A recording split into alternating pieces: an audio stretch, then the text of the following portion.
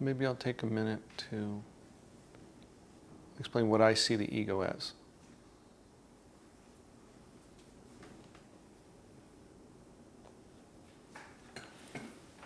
And ego is used in a lot of different ways, and I never really understood it because it just seems abstract to me. And there seems different definitions, meanings. What I'm used to using, what I come from, is a term called self-importance that I relate to be the ego. And self-importance is really kind of an I, me-centered kind of thought, perspective. And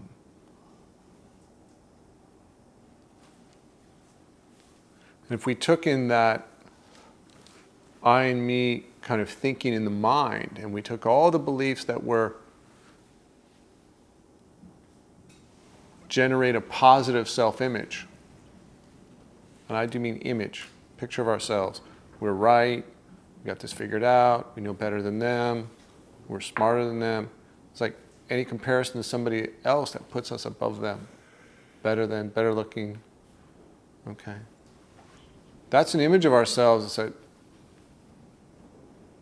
we can feel good in it.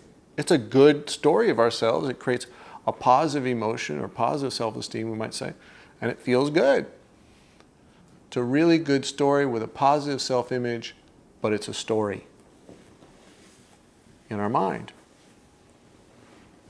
We're not actually the character in that story. It might be reflective of a lot of facts, okay?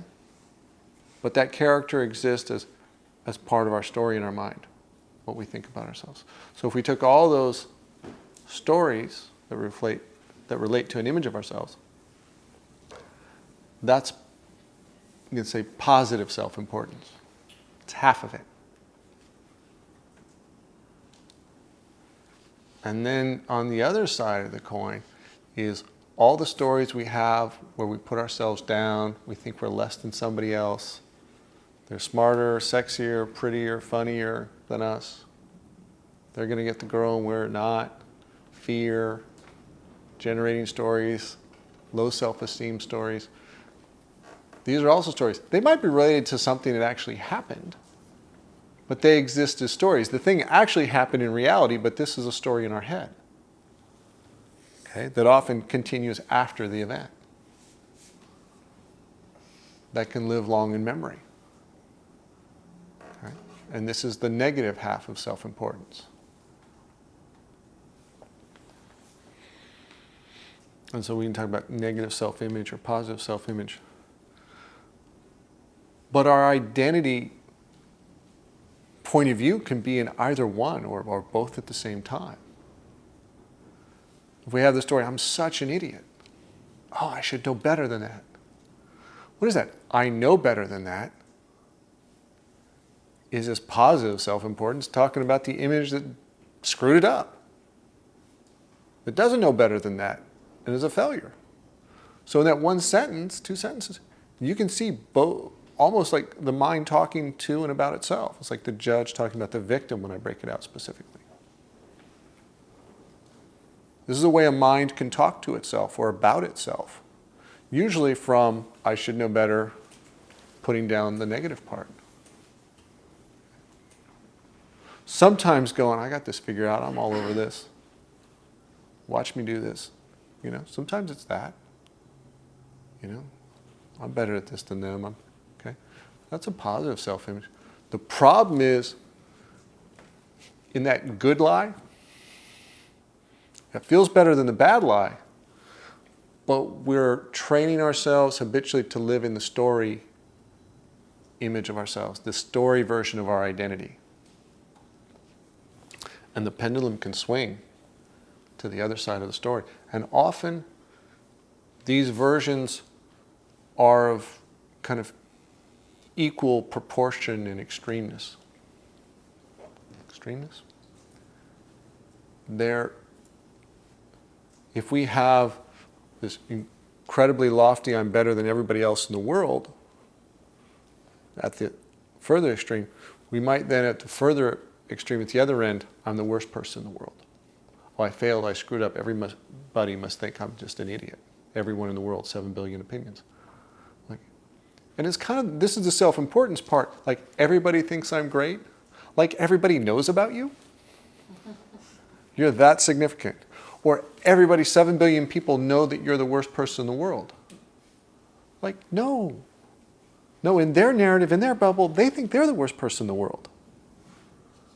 Okay?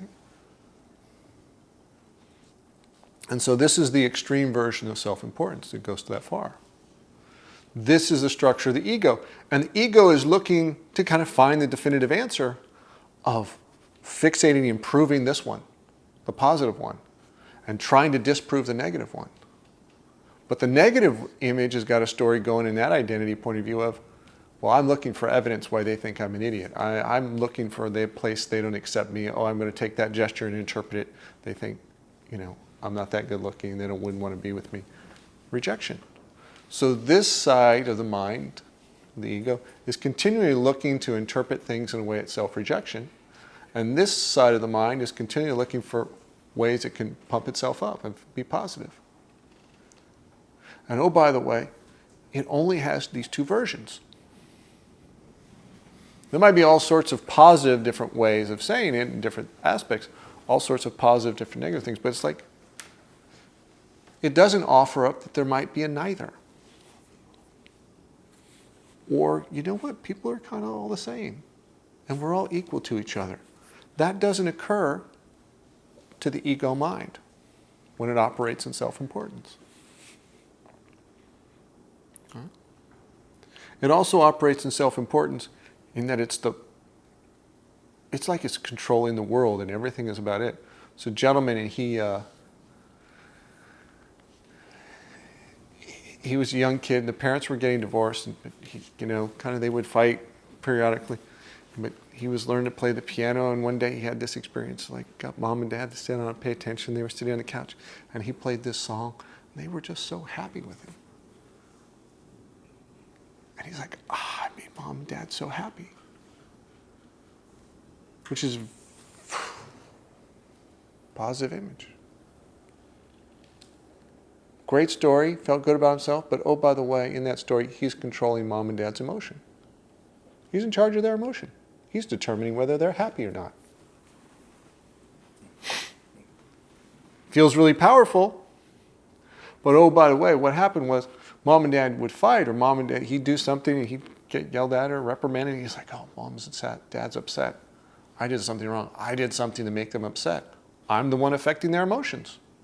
I'm that important that I'm controlling and in charge of everybody's emotions in the household.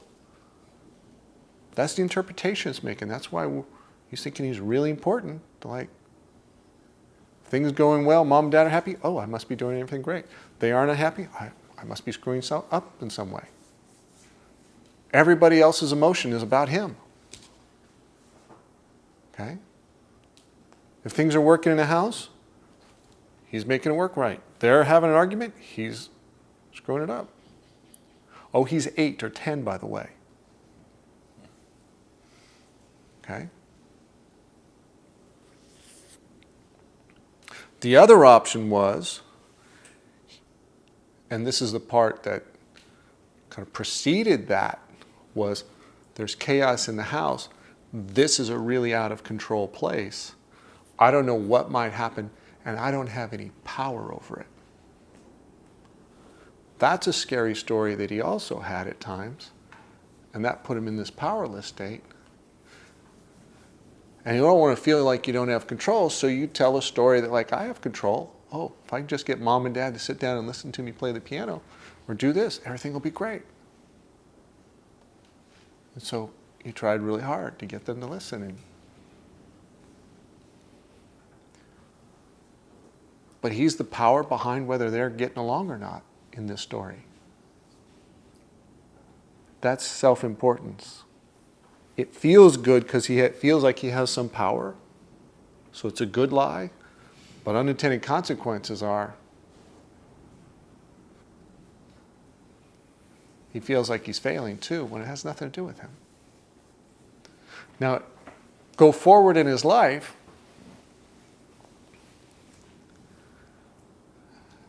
By the way, this belief system continued, invisible to him. Years later, he's in his marriage. Okay? And he has a very specific things, we'll use paradigm for how his wife should be, how his kids should be raised, and he's got to control everything. Because if I don't control everything, it's going to be chaos and out of control, and I'll feel powerless. Okay?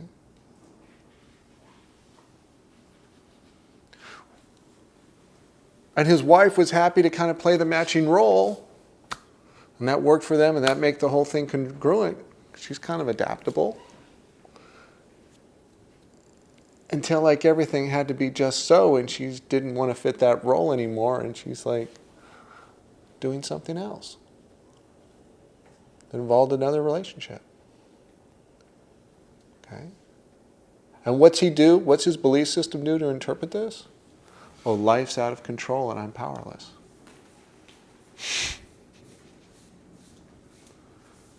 Okay? Next relationship, try and get someone that he can control. So I can be in charge of, and then I'll make everything safe and work out according to my plan. Because I can make everybody happy, they just have to do what I say. Oh, gee, surprise, didn't work either. Because she has her own way of living and being that works for her. Doesn't fit the box he wants to put her in. Really well-intentioned self-importance to try and make other people happy. But not asking her or the partner, what works for you, what do you want to do, or allowing his belief system flexibility to do that. This is unconscious belief systems happening in relationship dynamics with really good intention. Now, as you dismantle this ego or the structure of self-importance, we want to go clean up the negative one.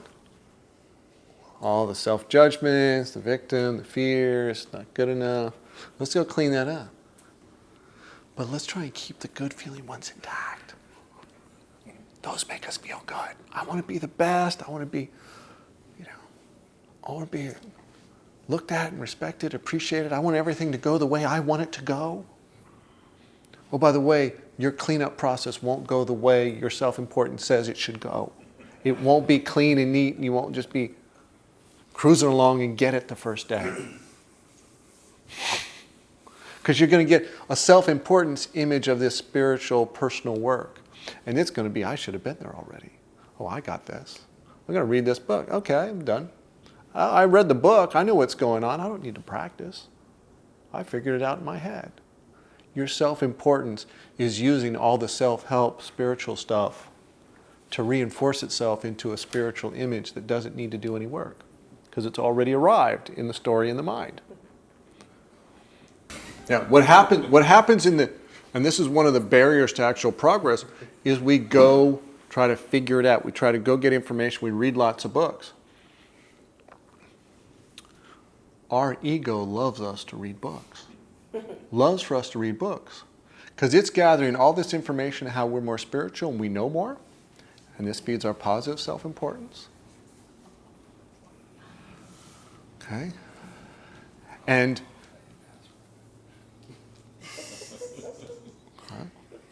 the negative side, we don't actually have to go deal with it, so it's not that uncomfortable because we're not really looking at it that close. We're not going in and cleaning any of it up. We're not acknowledging the painful lies we believe and the emotion connected to it and the fear and okay? Because we're in our head thinking thoughts during a book, instead of reflecting, notice what goes on in this story and what goes on in this story.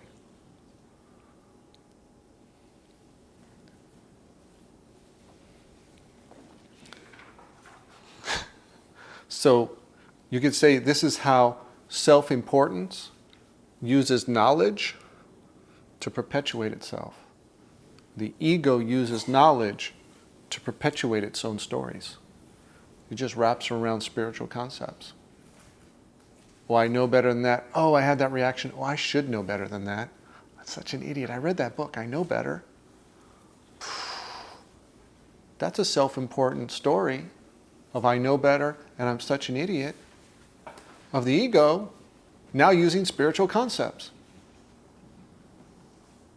Okay? It's not based on rejection of a girl or a guy in high school or a relationship. It's now using spiritual concepts instead of some other person as the topic. But the emotional dynamic is the same. Okay? That's why I'll share with you some information in this process, but then we're going to do an exercise. We're going to take an action. We're going to do something different that will help dismantle this. It's like, this is action, not intellect. Action moves you forward, not knowing. Okay? The ego is all about knowing stuff. Like, that's not progress. Okay? You could say what we're trying to do is know less, unlearn a lot of these layers. Trying to unlearn this that we've acquired.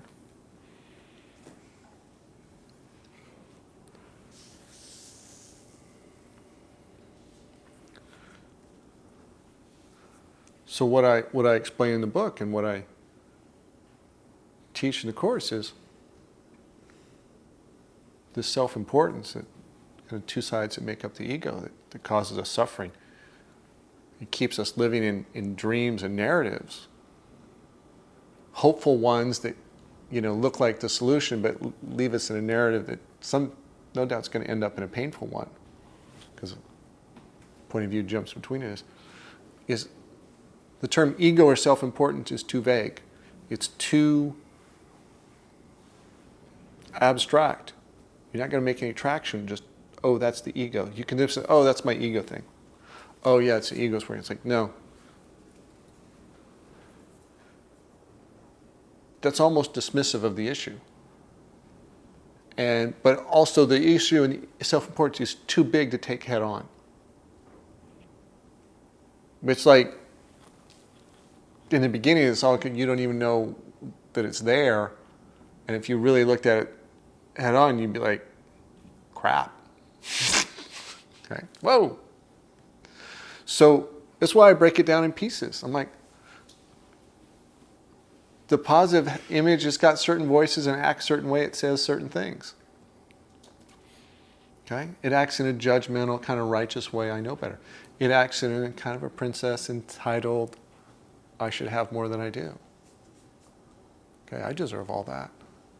It acts as a fixer. Here, oh, I have all the right answers. Just go do this. But it's kind of fixing but controlling. Professing its ideas and approach on other people that may not work for them. Okay? And on the negative side, we can break it down into that has different voices of the victim that feels powerless and is afraid. Okay? Or a rebel or a villain that's angry, and punishes people for their wrongdoing, that the judge says, hey, they did something bad, it's their fault. Feel kind of even righteous in our verbal or emotional or punishments of other people or of ourselves, berating ourselves. Looks like it's justified. Or a pleaser that doesn't feel good enough, but if I just do enough for you or a lot for you, you'll like me and accept me. So now we have a way to kind of like, that's what it looks like, and that's the pieces moving on the board. If you watch a chess game and you don't know how the pieces move, you're like, looks like chaos. But if you know how the pieces move, okay, then you understand how this whole thing is going back and forth. You're like, okay, so watch this piece move, this activates this activates that. Okay, now I can see the details, I can see the trees in the forest. And it's not a mess. And it helps you step back from it. Instead of it just being one big cloud, I can step back from it, and I'm like, oh, okay. That's this, and it's not you. It's just a self-importance perpetuating itself. Or I could also call it a belief system, personal belief system.